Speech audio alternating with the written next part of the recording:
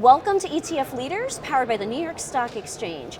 Joining me today is Kristen Magoon. He is the CEO of Amplify ETFs. Kristen, always great to see you. Thanks for joining me. Good to be with you in person, Judy. Yes, it's awesome. In person, so great to be here with you.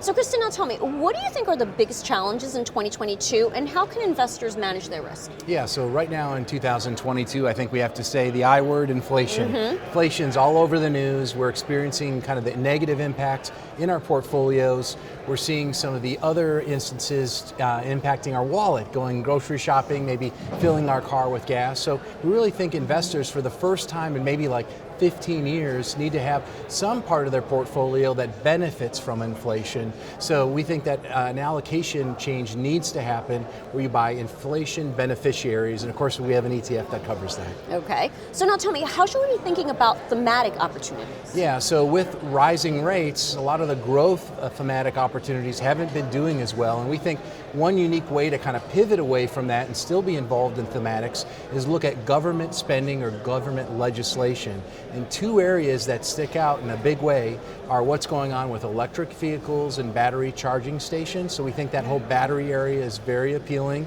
Also, the other side is cannabis. Cannabis now is just legalized in New Jersey. There's more coming on the not only state side, but also on the federal side.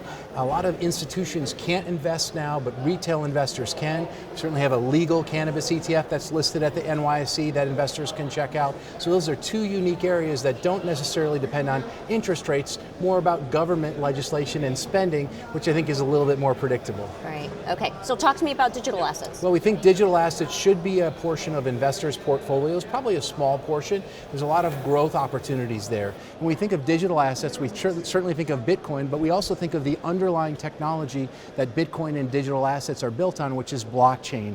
We have the largest blockchain ETF listed on the NYSE as well, a great way to get diverse access to that whole digital revolution. We think digital assets and the blockchain could be as powerful as the internet. So a great growth opportunity for investors to consider.